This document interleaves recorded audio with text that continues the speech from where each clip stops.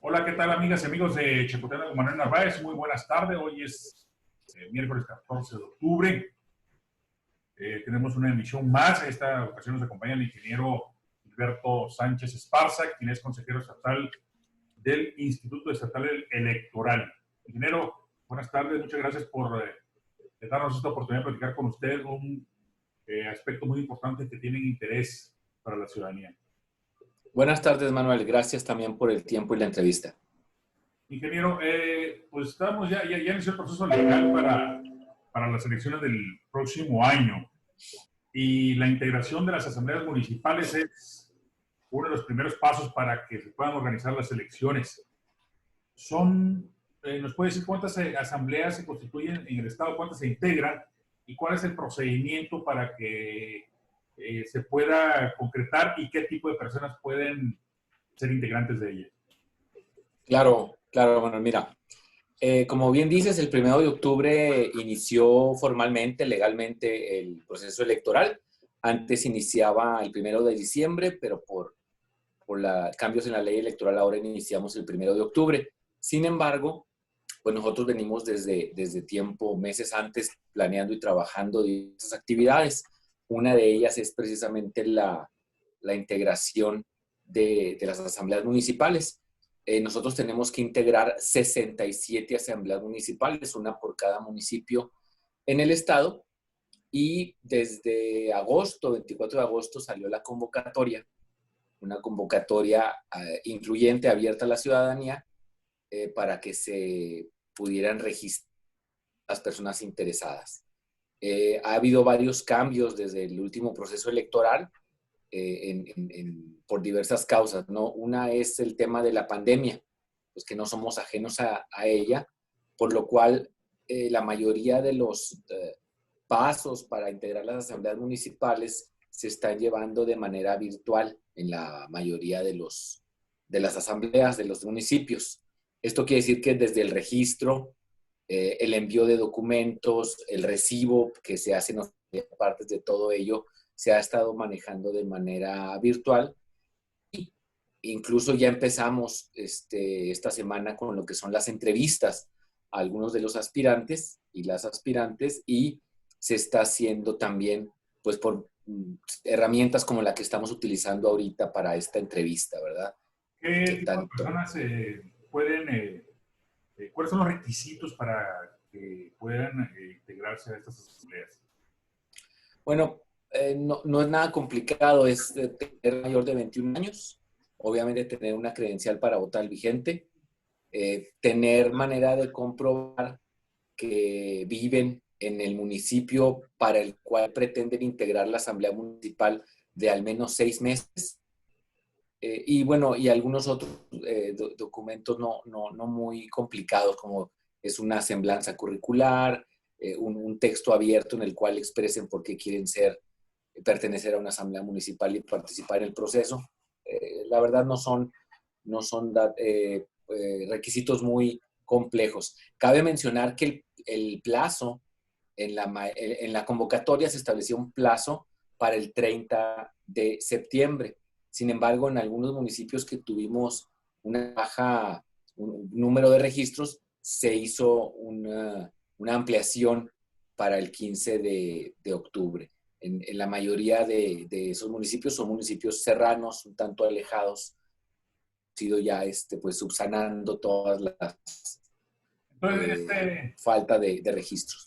pero entonces pueden integrarlo cualquier ciudadano con los requisitos que ya mencionó, es temporal en lo que es un proceso electoral, por lo menos 6 meses, Sí, reciben un salario estas personas. sí, empiezan a fungir como funcionarios electorales desde el 1 de diciembre y hasta que se termina el trabajo en la asamblea que les corresponda. Esto es a mediados o finales del mes de junio. Y durante ese periodo sí se tiene una... En el caso de la presidencia y la secretaría, que son cargos de tiempo completo, dependiendo del municipio, es como va el escalafón de sueldos. Y en la parte para las consejerías electorales, que no es de tiempo completo, solo para sesiones y algunas actividades específicas, es un tanto menor, pero en todos los casos hay una remuneración.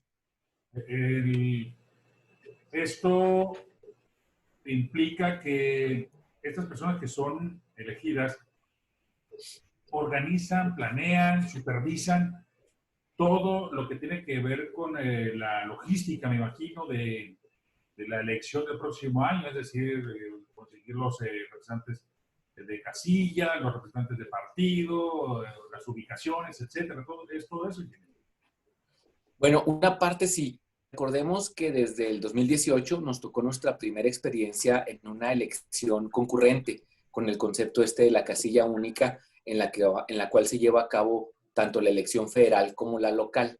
Entonces, todas las actividades de insaculación de las ciudadanos, ciudadanas, capacitación y reclutamiento le corresponde al Instituto Nacional Electoral. Nosotros tendremos pues que reclutar también capacitadores que estarán también auxiliando en esta parte y en todo el tema de trasladar y recabar todos los paquetes electorales una vez finalizada la jornada. Y los trabajos que sí se hacen en las asambleas es, por ejemplo, recibir todos los registros de candidaturas, cuando así lo desean los partidos políticos, recibir los registros para observadores electorales, recibir los registros para representantes de partido, como bien mencionaba. También la parte de estar en comunicación con las oficinas centrales del Instituto Estatal Electoral para los lineamientos, por ejemplo, para donde se desea hacer algún debate, si se ponen de acuerdo alguna de candidaturas de municipio, de diputaciones, etcétera, y se quiera llevar algún debate, bueno, pues se rige con los lineamientos de acá, pero lo organizan con la mecánica y logística que ellos decidan. Entonces sí, y sobre todo, ¿verdad? Tienen que en su momento les tocará sellar, enfajillar y armar los paquetes electorales de la elección local y entregarlos a presidentes y presidentas de las mesas directivas de casilla. Entonces sí es una buena tarea. Ingeniero, tú estamos hablando de cientos de personas que se incorporan al proceso electoral. Es decir, si son 67 municipios, me imagino que va en proporción del tamaño de cada municipio, los integrantes de las asambleas. ¿De cuántas personas estamos hablando aproximadamente que se incorporan al proceso electoral? Bueno, de nuestras 67 asambleas, en los 67 municipios, hay ellas que son a la vez cabecera distrital. Son los municipios más grandes: Juárez, Chihuahua, Delicias, Cuauhtémoc, Parral, Camargo, etcétera. Esas 10 asambleas constan de 6 consejerías, una secretaría y una presidencia. Son 8 personas. En el caso de las otras 57 que no son cabecera distrital, se conforman por 4 consejerías, una presidencia y una secretaría. Estamos hablando de 6 personas. Sin embargo, y como bien mencionaba, en las asambleas más grandes, pues se requiere personal adicional, personal que esté en la bodega desde el inicio para armar todo lo que es la estantería y en su momento controlar la entrada y salida de material electoral. Sobre todo se vuelve muy delicado cuando ya llegan las boletas y las actas.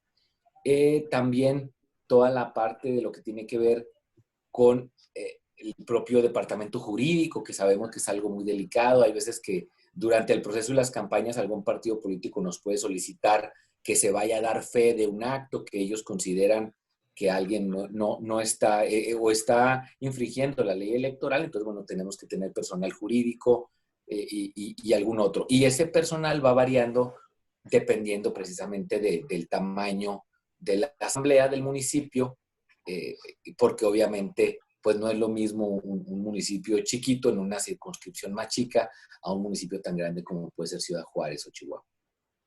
El presupuesto para este año del Instituto Estatal Electoral, ¿de cuánto es y cuánto aumenta para el próximo año que hay elecciones? Entonces, que son concurrentes con las federales. Así es. Bueno, el presupuesto para este año, si no me equivoco y me traiciona la memoria, es de... A ver, aquí lo tengo para no contar mentiras, porque tuvimos dos dos recortes. Ahora sí que nosotros mandamos nuestro presupuesto y un primer recorte, como normalmente ocurre, ¿verdad? De lo que mandamos. Sin embargo, dado el tema de la pandemia, tuvimos un llamado, ¿verdad? Todos los órganos autónomos y todas las secretarías y autoridades para que, pues, de alguna manera reconsideráramos por todos los gastos que no íbamos a tener o que íbamos a tener que cancelar. Y sí, efectivamente tuvimos que también enviar unos 11 millones de pesos extra. Pero el presupuesto de este año, aquí ya está, abriendo la computadora, que siempre falla la tecnología. Bueno, en lo que abre esta cosa, el presupuesto de este año apenas lo vamos a autorizar el día de mañana y va a aumentar por algunas atribuciones nuevas, por ejemplo, las famosas seccionales o juntas municipales, que normalmente es una elección de un órgano submunicipal y que pues siempre ha organizado cada municipio. Ahora nos están pidiendo que las organicemos nosotros. Esto es por mandato de ley, ¿verdad? Es algo que no estaba en la ley y que ahora ya está. También tenemos en marcha un instrumento ciudadano denominado revocación de mandato, en el cual, a pesar de que ahorita estamos en una etapa de firmas, de recabar ese apoyo ciudadano, pues todo apunta a que se llegará a realizar en algún momento del año que entra. Entonces, eso es unos 40 millones de pesos. Como el caso concreto, ¿Perdón? como el caso concreto de Ciudad Juárez, donde se está pidiendo una revocación de mandato. O lo que se hizo así aquí en Chihuahua con la consulta ciudadana de si se pedía un préstamo para iluminar Chihuahua, para contratar a una empresa que cambiara todas las luces, todo el alumbrado público de Chihuahua. A eso se refiere, ¿no?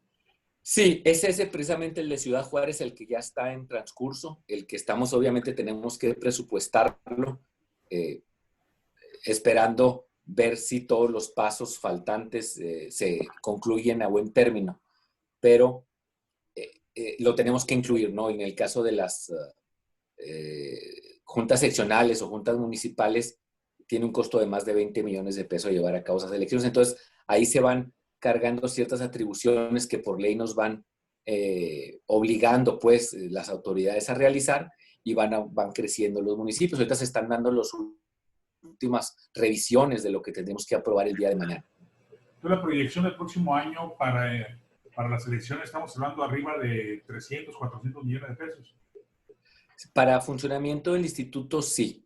Las prerrogativas esas, pues ya sabemos que se cuecen aparte en base a una fórmula de ley que tiene que ver con el padrón electoral, pero sí estamos hablando probablemente arriba de los 400 millones de pesos. O sea, sería adicional las prerrogativas que se le entregan a los partidos políticos. Podríamos pensar que la elección del próximo año a los contribuyentes en Chihuahua nos podría costar alrededor de 500 millones de pesos. Sí, puede ser, o incluso un poco más, porque recordemos también en año con jornada electoral y campaña, los partidos reciben una partida extra. ¿Qué hace tan oneroso la democracia, al menos en Chihuahua, ingeniero? Porque es una cantidad muy importante. Ciertamente, por muchos años los ciudadanos estuvimos buscando, ¿no?, para que las elecciones fueran transparentes, fueran confiables, que fuera ciudadanizado el proceso electoral y no fuera el Poder Ejecutivo quien las controlara como hasta finales, mediados de los años 90. Sin embargo, esto se ha vuelto cada vez más costoso. La ciudadanía ve con muy malos ojos los ingresos, por ejemplo, que tienen los dirigentes partidistas o lo que recibe un partido político, lo que recibe la mayoría de votos, ciertamente, pero hay dirigentes que ingresan el equivalente a lo de un diputado local anual, que viene siendo arriba aproximadamente 2 millones de pesos, un poco más, un poco menos. ¿Qué es lo que lo hace más caro? ¿El sueldo, los salarios de los funcionarios del Instituto Estatal Electoral, lo que le dan a los partidos políticos como prerrogativas, o es el costo de la organización en sí de los procesos electorales? Bueno, sí tenemos ahí, yo creo, dos partes. Por un lado, para llevar a cabo la elección se necesita gente, eso es obvio.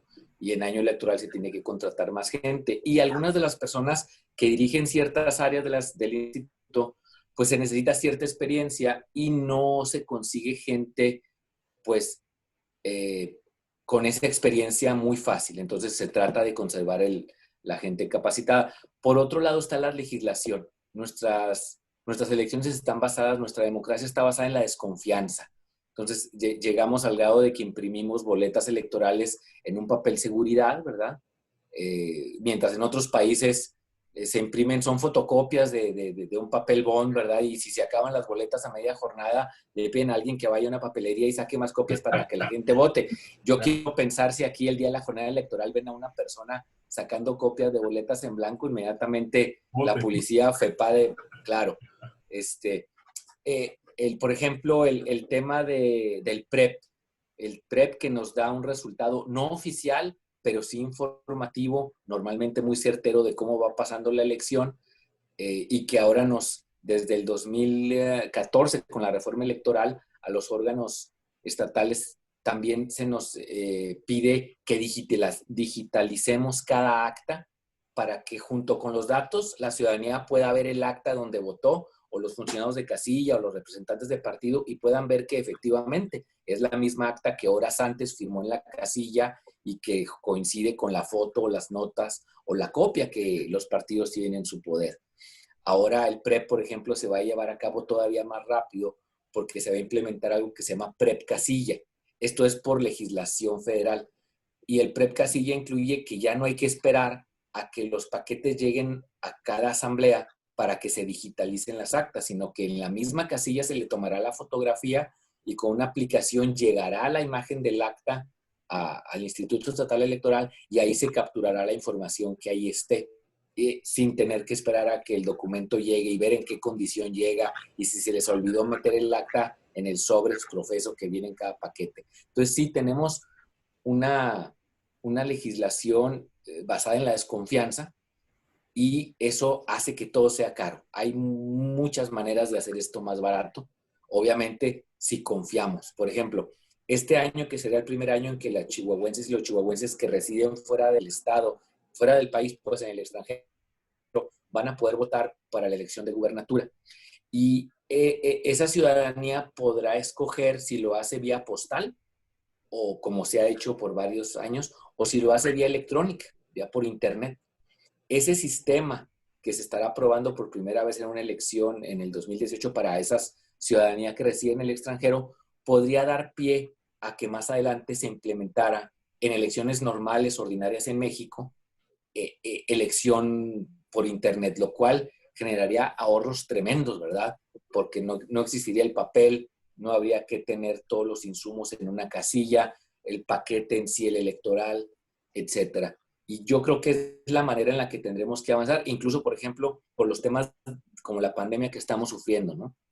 El día 18 de octubre se llevará a cabo este domingo elección en los estados de Coahuila e Hidalgo. Esta elección se tenía programada para el mes de junio, se tuvo que mover por la pandemia, y aún así, pues estamos todos a la expectativa, estaremos observando desde acá cómo se llevan a cabo los nuevos protocolos que se tendrán que llevar a cabo, pero yo estoy seguro que habrá mucha gente que pues se va a abstener de salir a votar, pues por el miedo, ¿verdad? Por el miedo de ir a un lugar donde han pasado cientos de personas ese día, donde le voy a dar mi credencial a alguien para que la marque. ¿Perdón? Es mucho riesgo. Es riesgo, definitivamente. En Estados Unidos vemos cómo en el mes de noviembre, que es la jornada electoral de ellos, la presidencial, pues ya hay gente que ha empezado a votar por correo. Entonces, creo que tenemos que encontrar la manera de romper ese tabú, de generar esa confianza para que pues se confíe, ¿verdad? En que por votar por internet no solo nos va a ahorrar mucho dinero, sino que va a hacer las cosas mucho más rápidas. Entonces, es obvio que por esa confianza que usted menciona, los procesos electorales se hacen más caros porque, pues sí, no es lo mismo que en otros países que existe esa confianza, esa credibilidad, pueda mandar a sacar copias de las boletas electorales, y aquí en México nos cuidamos unos a otros y vaya, así ha sido. No, se quedó la democracia en México todavía en pañales, no avanza en ese aspecto y los partidos tampoco contribuyen, pero lo cierto es de que eso es mucho, muy caro. Obviamente, la papelería, papel seguridad, pues eso lo hace mucho más costoso, no sé. Debe andar costando, me imagino, el 20%, yo creo, del presupuesto, el mandar a imprimir toda la papelería. Es también la transmisión y todo eso es tecnología moderna y es carísimo. Y desde que se le cambiaron el nombre al Instituto Federal Electoral por Instituto Nacional Electoral y que hubieron algunos cambios en las legislaciones electorales, tanto federal como local, precisamente por la situación que vivimos, no solo de la pandemia, sino también por que hay una tendencia a la austeridad de fusionar estos órganos electorales, el INE, el IE, para que sea menos costoso y que obviamente los partidos políticos tengan una forma mixta de patrocinar sus gastos con la militancia, porque la verdad que es una cantidad monstruosa y si vemos hoy en día con eso que estamos viviendo, que cuánto se va a destinar para las vacunas y que hace falta medicamentos para los niños con cáncer, que es una locura todo eso, el proceso electoral para renovar la presidencia de la República viene costando arriba de 1.000 millones de pesos, es un mundo de dinero y estamos hablando nada más de la cuestión federal, no estamos hablando de los órganos locales. Si eso fuera, estamos hablando que en México cada 3 años renovar Congreso Federal, perdón, la Cámara de Diputados, cada 6 años la presidencia de la República, el Senado y los congresos estatales, gobierno, alcaldías, al país, a los contribuyentes, nos puede costar fácilmente con la mano de la cintura arriba de 60.000 millones de pesos. Entonces, ¿usted cree posible una fusión que permitiera ahorrar sustancialmente, dedicar ese recurso para cosas que realmente beneficien, sobre todo en salud? Y por otro lado, ¿cómo generar la confianza para que sea menos costoso y no andar comprando papel seguridad que lo hace carísimo en las transmisiones y apostarle más a la tecnología y obviamente pues se reduciría todo el personal que se contrata temporalmente? Sí, creo que hay muchas maneras de encontrar cómo bajar costos. El problema es que, pues, como usted sabrá, los órganos del Estado no pueden no cumplir con la ley. Entonces, tendría que relajarse, por decirse así, algunos de esos candados para ir permitiendo. Hay signos de buena voluntad, por ejemplo, esto que le comentaba de la votación por Internet de mexicanos en el extranjero, esa decisión de empezar a probar esa modalidad no fue impugnada por ninguna fuerza política. Eso es un buen signo. En los estados de Coahuila e Hidalgo ahora, en algunas casillas, a manera de, digámoslo, de experimento, se va a votar con algunas urnas electrónicas. En Coahuila ellos tienen un modelo de urna electrónica parecido al que nosotros también hemos desarrollado aquí en Chihuahua, y las van a usar en algunos lugares, no es en la mayoría, pero ya se va a empezar a usar y su resultado será válido, ¿verdad? Para algunas casillas. También en el estado de Hidalgo, que están tomando prestadas unas del estado de Jalisco y otras del Instituto Nacional Electoral, que también tienen algunas. Entonces, creo yo que eso nos va orillando a ver que hay otras maneras de hacerlo, ¿no? Por ejemplo, ahora que tuvimos el plebiscito, precisamente el de alumbrado público que comentaba, pues el PREP, por decirlo así, pues no fue más que un ticket o una impresión de una computadora que se concentró todos los datos la misma noche del domingo, ¿verdad? A una hora muy razonable, antes de las 11 de la noche ya teníamos ese dato, y el martes, que fue el cómputo, no fue más que hacer una corrección, porque hubo una captura que se hizo mal, y a media mañana del martes, ¿verdad? Que inició, se tenía el dato oficial. No, hombre, pues ahí se puede tocar o percibir la diferencia de un cómputo como el de 2018 en Ciudad Juárez, que se llevó para 3 elecciones, Congreso local, ayuntamiento y sindicatura, 12 días. ¿Por qué? Porque era una elección muy cerrada, porque hubo en el caso del ayuntamiento que recontar el 100% de los votos, hubo que recontar el 100% de uno de los distritos en Ciudad Juárez, donde también la diferencia era muy poca.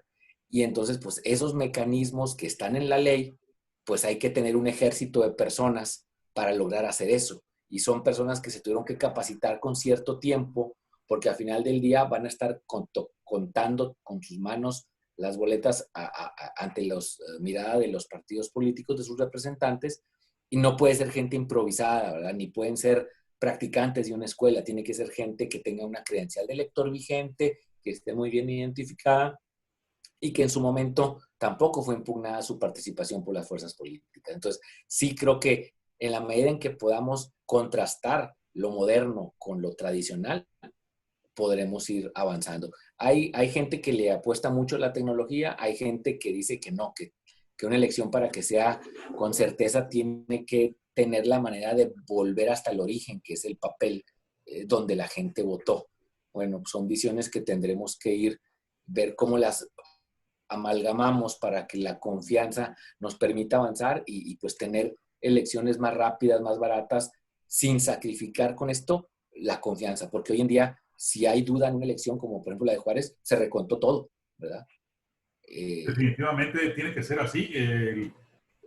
Como se están poniendo de moda las consultas, pues no estaría mal que los legisladores le apostaran a eso. Bueno, finalmente son los que pueden y deben cambiar la legislación, escuchar a la ciudadanía, de preguntarle si damos ese paso. Hay tecnología en el país, disponemos de ella. El hecho de que estamos platicando hoy vía Zoom es un ejemplo de ello. El ejemplo que acaba de dar es clarísimo del plebiscito, que fue rápido, nadie lo impugnó, todo el mundo contento. Por supuesto que puede haber fallas. Son fierros, decía un amigo mío, y vaya, pero da mayor certeza. La desconfianza que tienen los partidos políticos, bueno, pues es por el actuar de cada quien, pero no tenemos por qué los ciudadanos seguir cargando con el costo tan exagerado de lo que son las elecciones. Ciertamente debe haber gente preparada con ciertos perfiles para cubrir cada posición. Sin embargo, no tiene que ya contratarse un ejército porque lo puede facilitar la tecnología. Y esto, obviamente, que es un trabajo de los legisladores, el poder modificar la legislación, si hay necesidad de fusionar la responsabilidad del INE y del IE. Esto con ánimo de la austeridad, de ahorrar y destinar esos recursos a educación, a salud, que es lo más apremiante, a seguridad, sin sacrificar la confianza de los resultados electorales del trabajo que realizan los funcionarios. ¿Es correcto? Sí, definitivamente que hay que dar pasos y creo yo que hay, como le digo, algunos chispazos de que hay voluntad y de que se van generando sus antecedentes que puedan decir, mira, aquí hay algunos experimentos que se han hecho, es factible hacerlo, vamos avanzando, ¿no? Muy bien, ingeniero. Pues le agradezco muchísimo esta oportunidad de poder platicar con usted. Apreciamos sinceramente el que podamos compartir con la ciudadanía este tipo de desempeño que tiene una parte del Instituto Estatal Electoral, que era la organización de las elecciones, la integración de las juntas municipales, que es su responsabilidad. Muy agradecido. ¿Algo más que quiero usted agregar? No, nada más, pues invitar a la ciudadanía, agradecer la entrevista y el espacio y pues buscaremos en algún momento, según vaya avanzando esto y si hay algún anuncio importante que dar sobre algún cambio derivado de cómo esté la situación de la pandemia en los próximos meses, pudiéramos tener algunas indicaciones que da la ciudadanía y pues los medios de comunicación siempre son muy socorridos por nosotros en esos tiempos para tratar de comunicar a la ciudadanía. Con mucho gusto, nosotros lo compartimos a través del contacto.com.mx y también de nuestra plataforma en Facebook y YouTube. Gracias a ustedes por hicieron el favor de sintonizarnos en el contacto en Chapultepec con Manuel Narváez. Muchas gracias y nos vemos en la siguiente emisión. Muy buen provecho, ingeniero, muy amable, muy agradecido. Buenas tardes. Gracias, hasta luego. Hasta luego.